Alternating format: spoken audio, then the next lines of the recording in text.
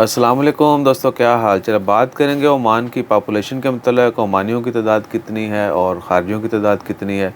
ख़ारजियों की तादाद में दिन ब दिन कमी होती जा रही है। आप सबको पता है, जब से कोविड स्टार्ट हुआ है लाखों की तादाद में लोग ओमान छोड़ के जा चुके हैं।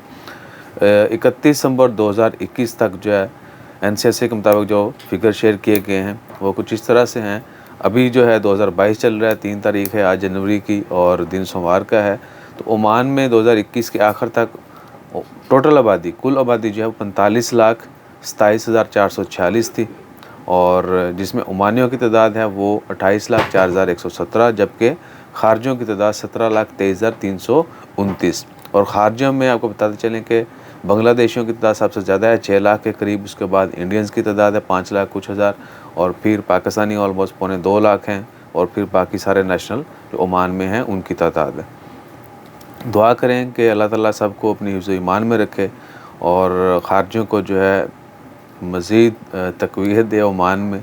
आपको पता है कि जॉब से बहुत सारे लोगों को निकाला जा रहा है, बहुत सारी जॉब्स ओमानियों के साथ रिप्लेस की जा रही।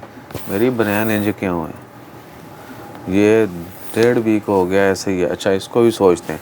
तो हमेशा जो है सबके लिए दुआ करें, अल्लाह ताला सबको अपनी हिफ्ज़ ईमान में रखे, अच्छी सेहत दे, अच्छा रिज़्क़, कारोबार और हर जो पॉजिटिव शे है उसमें बेहतरी हो सबके लिए।